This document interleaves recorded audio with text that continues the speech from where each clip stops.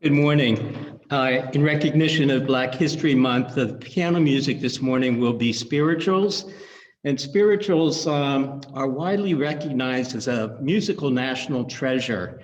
As we know, they served as a means of sharing the burdens of daily life and encouragement and hope.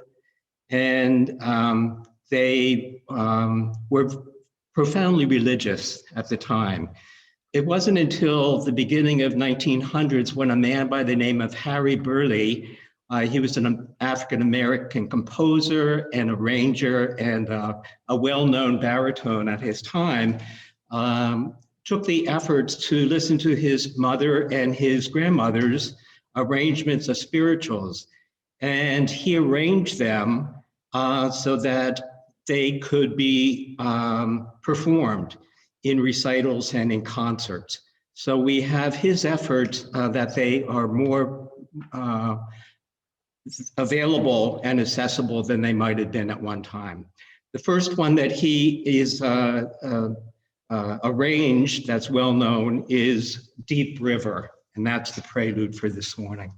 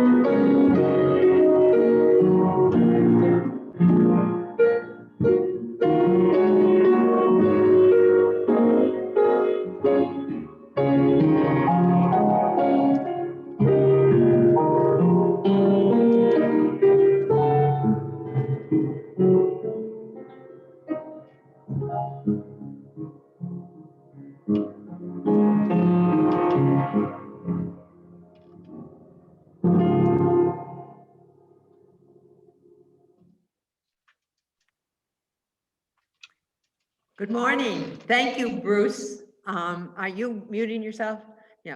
Thank you, Bruce. That was wonderful, and it's so great to have you back. Even if you're not 100%, you sure sounded it. Good morning. Welcome to the Treasure Coast Unitarian Universalist Congregation in Stuart, Florida. Today is February 21st, 2021. My name is Ronnie Dembowski, and I will be your worship associate today. Our minister, the wonderful Rev Bob MacDonald, is with us today in the pulpit.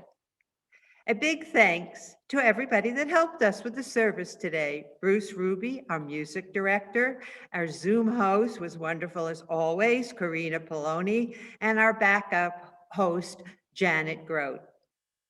We mute everybody during the service to avoid background noise. Please remain muted throughout the whole service.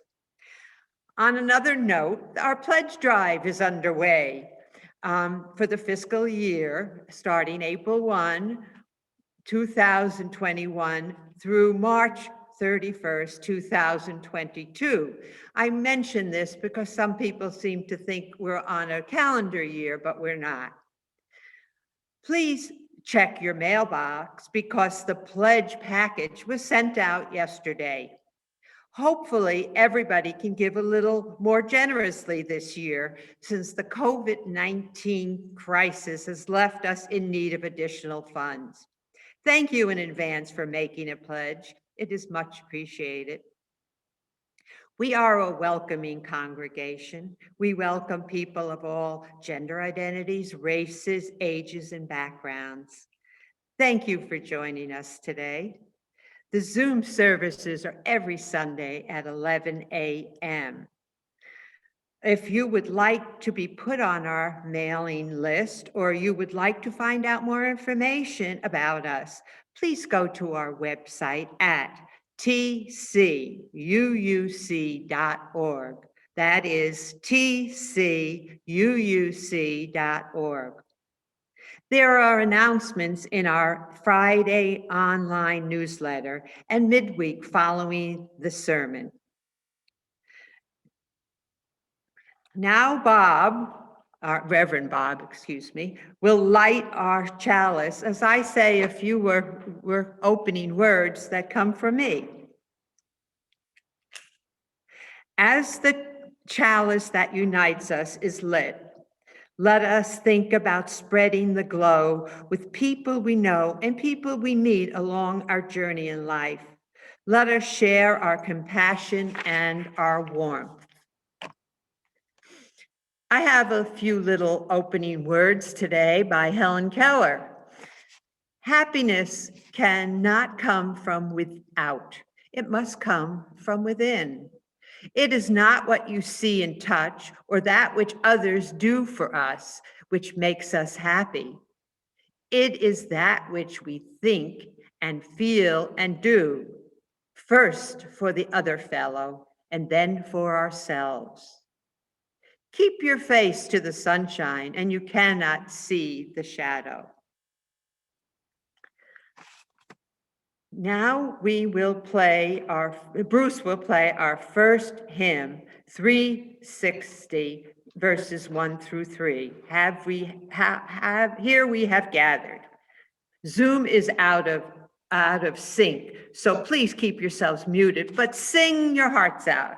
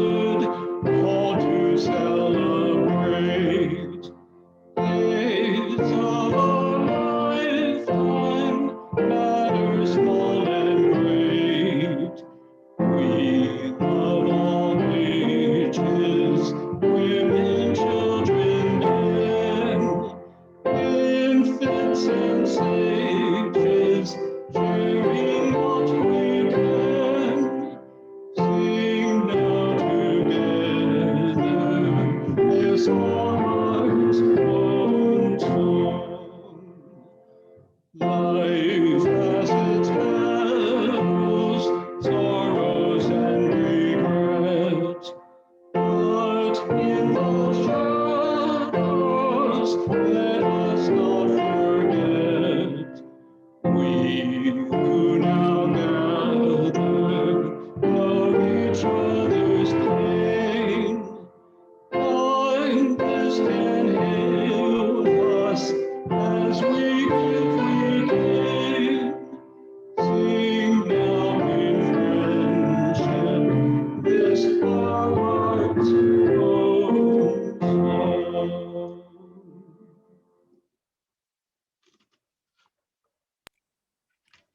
Thank you, Bruce. I love that song. Now it's time for our affirmation. We will speak the first verse, and Bruce will sing and play the second verse, and you can again sing along muted. Love is the spirit of this church, and service is its law. This is our great covenant, to dwell together in peace, to seek the truth in love, and to help one another. All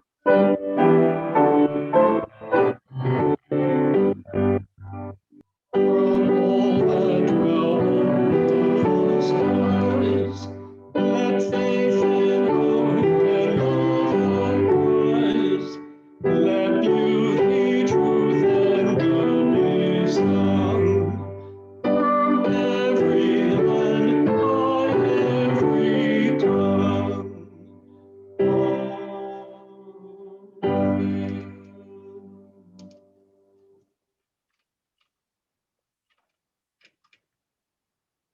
Thank you again.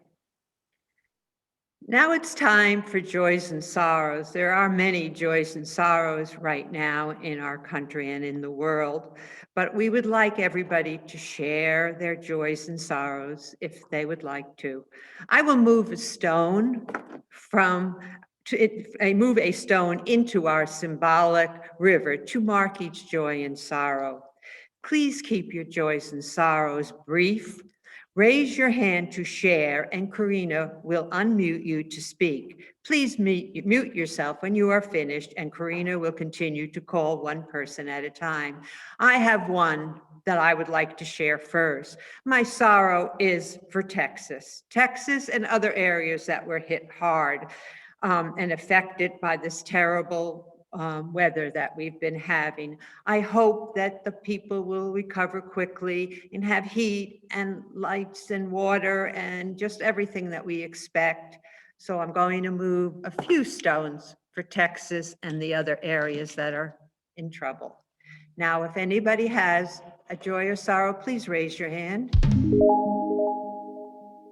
Thank you for sharing your joys and concerns. And for those who did not feel like they could share out loud, know that our hearts are with you. And I'm going to put a stone in for any of the unspoken joys and sorrows. Now Bob will come back, so it's going to take a minute of transition, and he will do our meditation.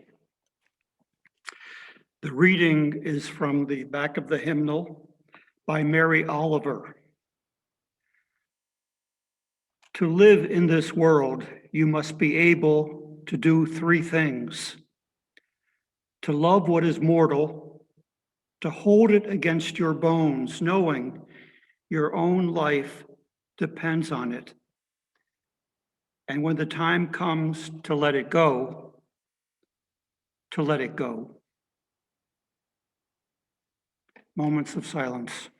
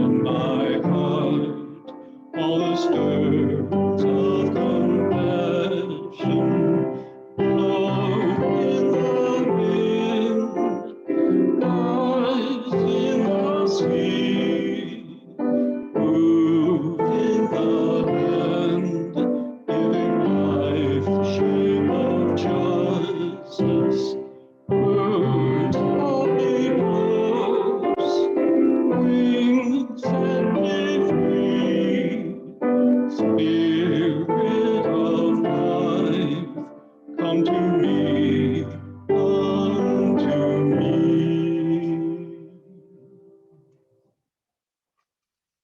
Position.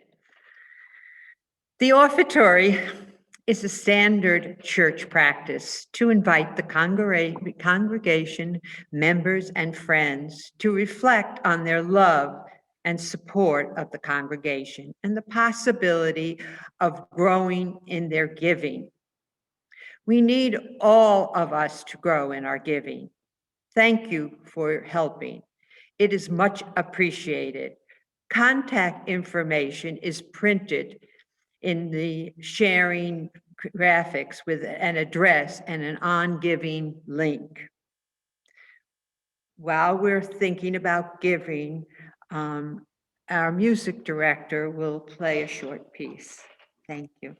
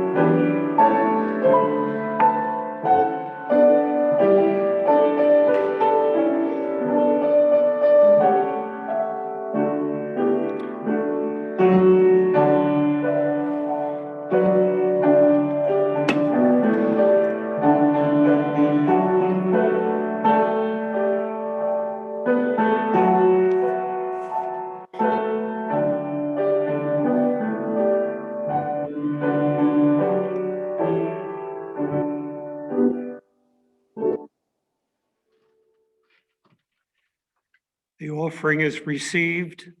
The offering is received with gratitude. When I meet new people coming to our church, I'm happy to find out what their interests in life are, and I have a little mental notebook that I try to record some things. So when John Morn, who's new among us, told us that he was into song, I looked forward to an occasion where I would invite him to share his gifts. And I'm really glad that he said yes to this morning. John will channel Pete Seeger for us this morning, in a sense, once before the sermon and once following. Thank you, John.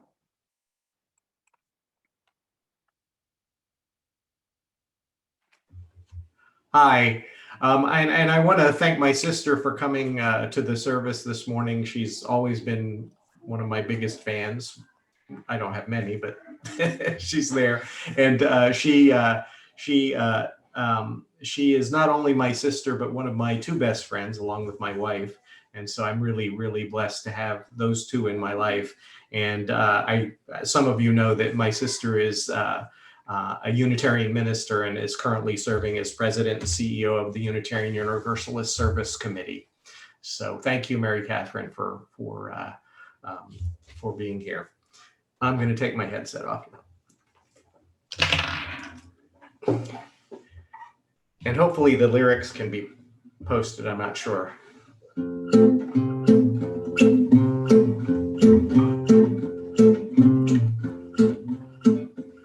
And we look and we see things are not as they should be. God's counting on me. God's counting on you. When we look and we see things are not as they should be, God's counting on me. God's counting on you. Hoping we'll all pull through. Hoping we'll all pull through. Hoping we'll all pull through, me and you. Time to turn things around. Triple up, not trickle down. God's counting on me. God's counting on you. Time to turn things around. Trickle up, not trickle down. God's counting on me. God's counting on you. Hoping hoping we'll all pull through, hoping we'll all pull through, hoping we'll all pull through, me and you. Yes, when drill, baby drill, turns to spill, baby spill, God's counting on me, God's counting on you.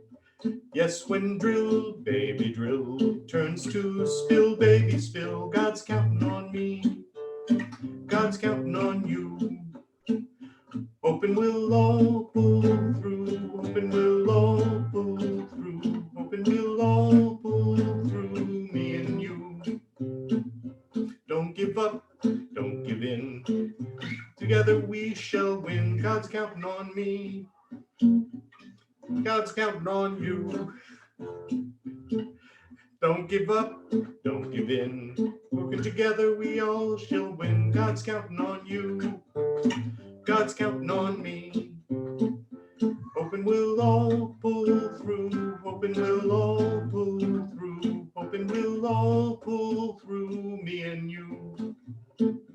What we do now, you and me, will affect all eternity, God's counting on me, God's counting on you. What we do now, you and me, will affect all eternity, God's counting on you, God's counting on me. Hoping we'll all pull through, hoping we'll all pull through, hoping we'll all pull through, me and you. When we work with younger folks, we can never give up hope, God's counting on me, God's counting on you. When we work with younger folks, we can never give up hope, God's counting on you, God's counting on me. Hoping we'll all pull through, hoping we'll all pull through, hoping we'll all pull through, me and you. Hoping we'll all pull through, hoping we'll all pull through, hoping we'll all pull through, me and you. Thanks. Thank you, John. You have more fans now.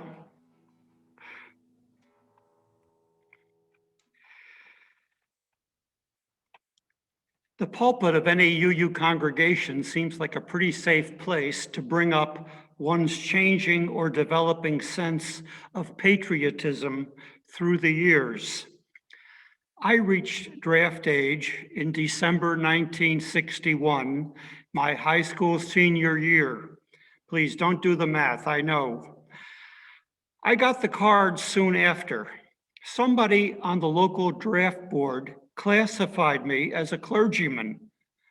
4F was physical exemption, you know, those notorious bone spurs. 4E was emotional or mental exemption. 4D was clergy or religious exemption. I got 4D, and I knew that was for seminary graduates and not for high school students. But that meant I could pack my bags for college in a far-off place, West Virginia, and not worry about being shipped to another farther off place, Vietnam. As soon as I became aware of the war in Southeast Asia and the foreign policy of John Foster Dulles, Secretary of State in the 50s under President Eisenhower, I thought patriotic duty might make me cancel the protection of my draft card and go anyway. But reading about US foreign policy requiring the Vietnam War became troubling in a hurry. The domino theory meant somebody had to stand up and prevent communist domination of Southeast Asia. But Ho Chi Minh was a nationalist more than he was a communist.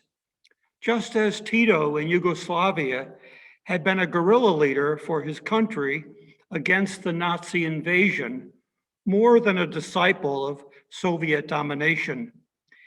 US foreign policy didn't seem to wince at nuance. Once you start questioning foreign policy, you end up, at least I did, having to redefine patriotism and love of country. And the only dialogue about all that I was aware of anyhow, was going on inside my own head.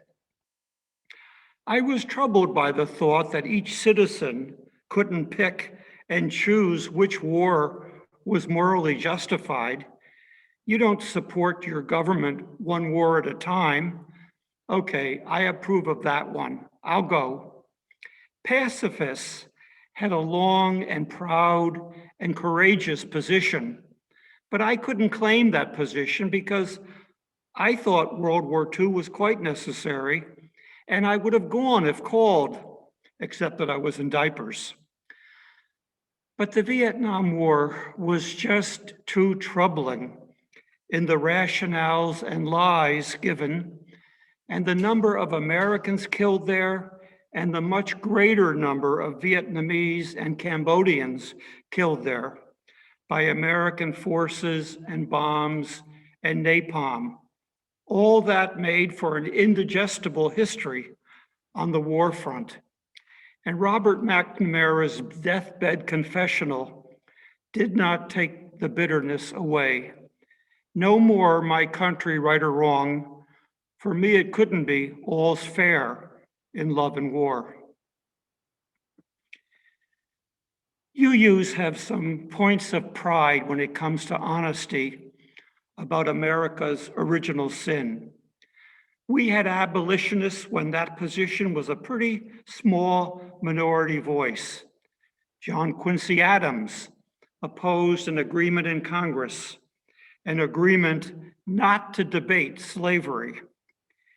In 1850, another Unitarian, President Millard Fillmore, signed the Fugitive Slave Law, reviled by most Unitarians in the North. Another Unitarian, John C. Calhoun, VP under Adams and Andrew Jackson, defended slavery and predicted misery for Blacks and whites should it be abolished. So Unitarianism, like most American denominations, had its prominent pros and cons.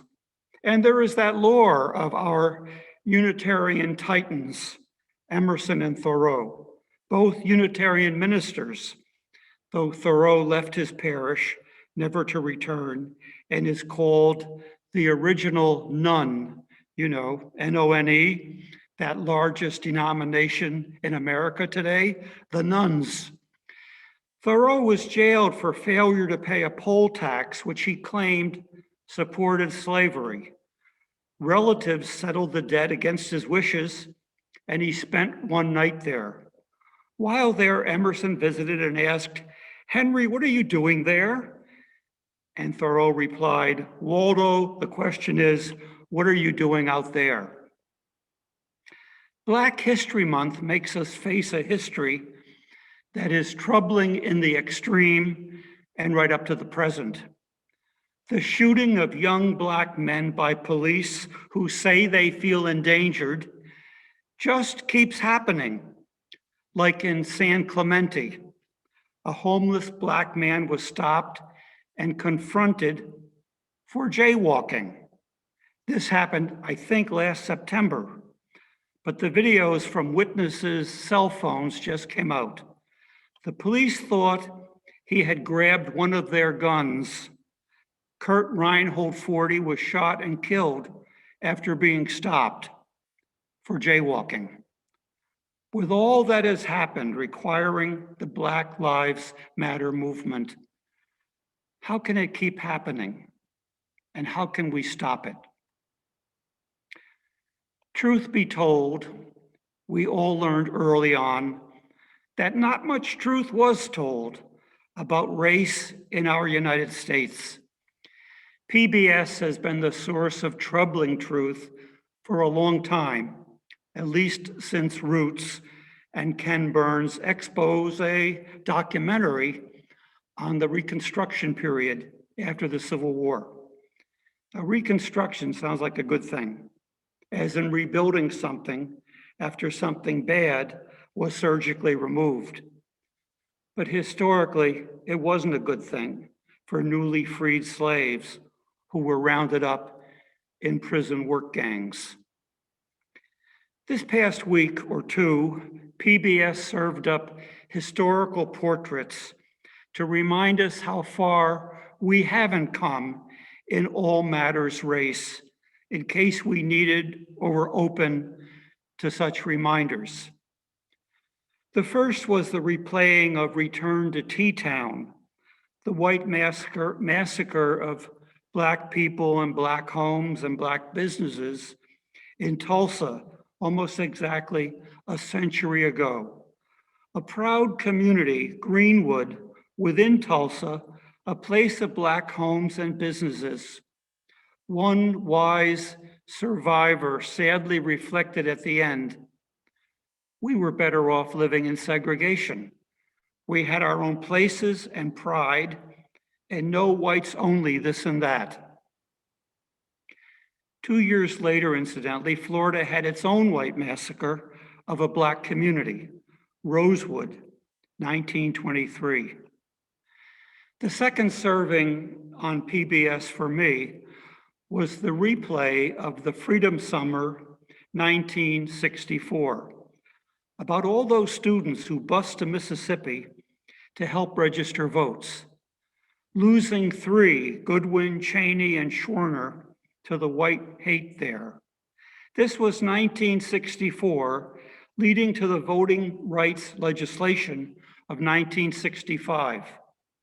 Much of the documentary was devoted to the formation of a Mississippi Freedom Delegation to the '64 convention to replace the all-white delegation that was officially sent. There is a golden piece of footage between LBJ and J. Edgar Hoover.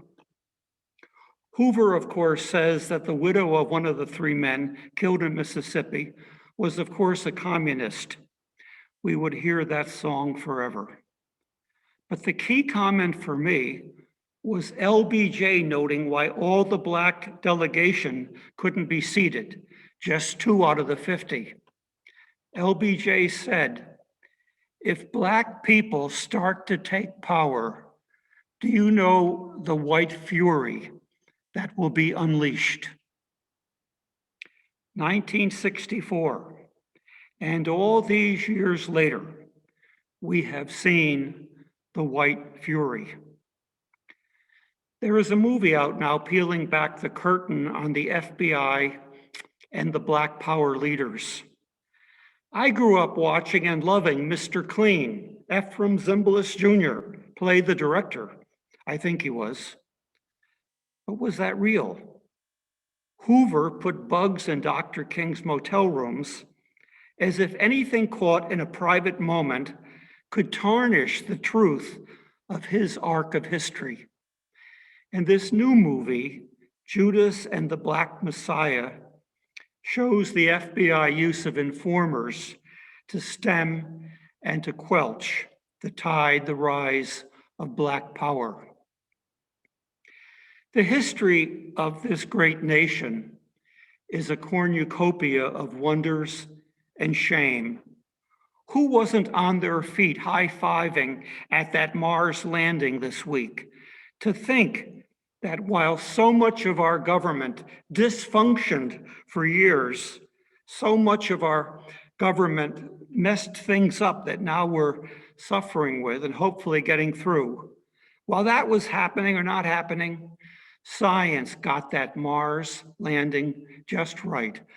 What a wonderful sight.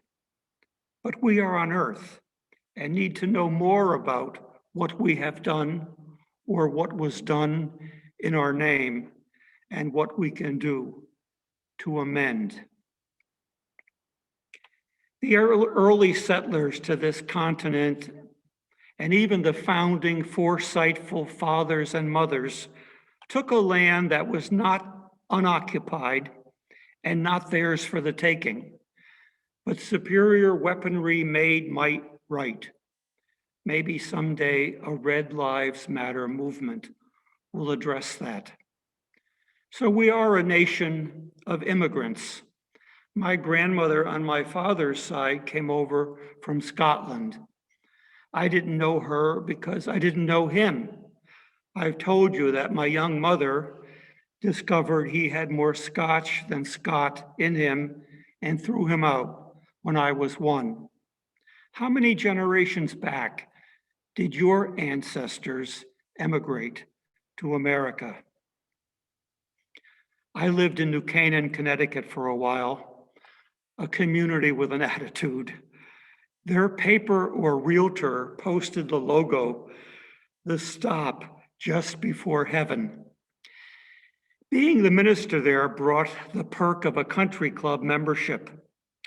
One day I tried it alone and was paired with a 10-year-old.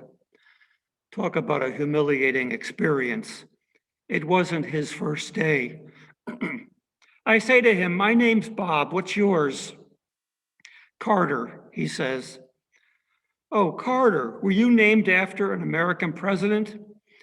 "No," he says, "I was named after an ancestor who signed the Declaration of Independence." Not much conversation after that because we weren't both on the fairway. So we are a nation of immigrants at odds about what to do about immigration and people desperate to come here any way they can. The issues just keep coming. A number of Capitol Police are under investigation for participation in the January 6th attack. White supremacists may finally be exposed in their hiding places, including the police and the military. This land was made for you and me. We've been hearing a long time about changing demographics. We can't let the promise of our history go away in fear of who the you and me are. We just can't let that happen. And now John Moore will sing to us again. Thanks, Bob. The next song I'm going to play is a traditional spiritual. Pete Seeger did play it, along with lots of old blues players and people like Ella Fitzgerald, Joan Baez, Peter, Paul and Mary, Johnny Cash, and Public Enemy, and finally Mavis Staples, whose lyrics are the one more closer to what I'm playing. Thanks. It's called "We Will Not Be Moved," and the refrain, you can sing along.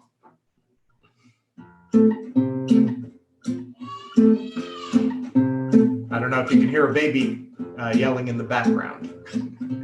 We shall not be moved. We shall not be moved, just like a tree that's planted by the waters. We shall not be moved. We're fighting for justice. We shall not be moved. Fighting for justice. We shall not be moved, just like a tree that's planted by the waters. We shall not be moved. Stand up, everybody. We shall not be moved. Stand up, everybody. We shall not be moved, just like a tree that's planted by the waters. We shall not be moved. We ain't going nowhere. We shall not be moved. We ain't going nowhere. We shall not be moved, just like a tree that's planted by the waters. We shall not be moved. We're fighting for our children. We shall not be moved. Fighting for our children. We shall not be moved, just like a tree that's planted by the waters. We shall not be moved. We shall not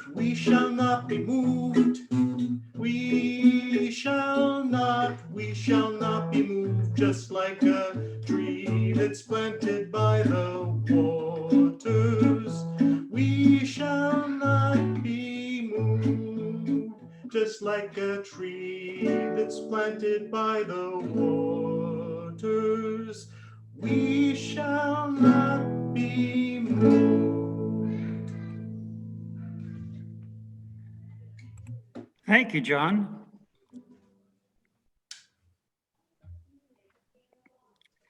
The closing hymn is 121, We'll Build a Land, verses 1 and 4.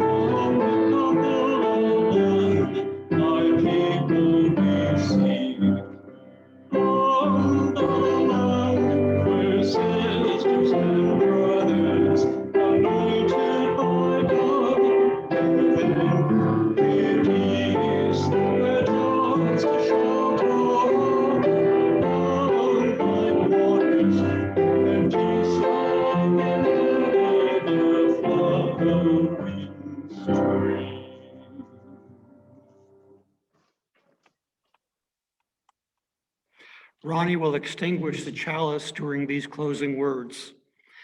So many voices remind us to build on all that has been given to us. Our better angels, prophetic voices, generations to come beckon. Just do your best. Nobody's perfect. Just do your best. After the postlude, plan to stay for our chat time.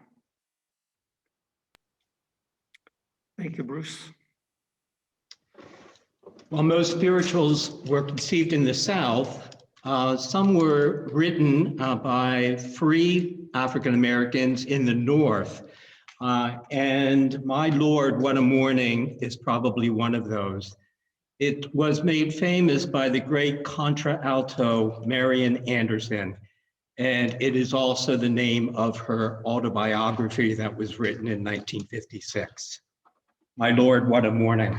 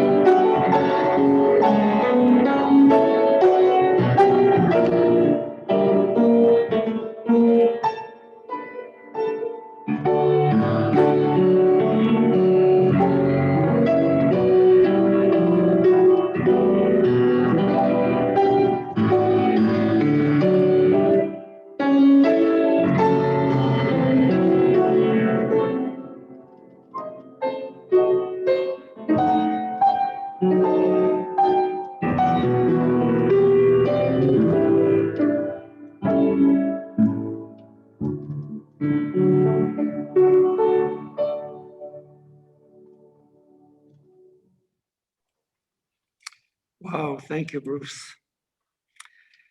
And thank you, Ronnie, and thank you, Corina. Certainly thank you, John.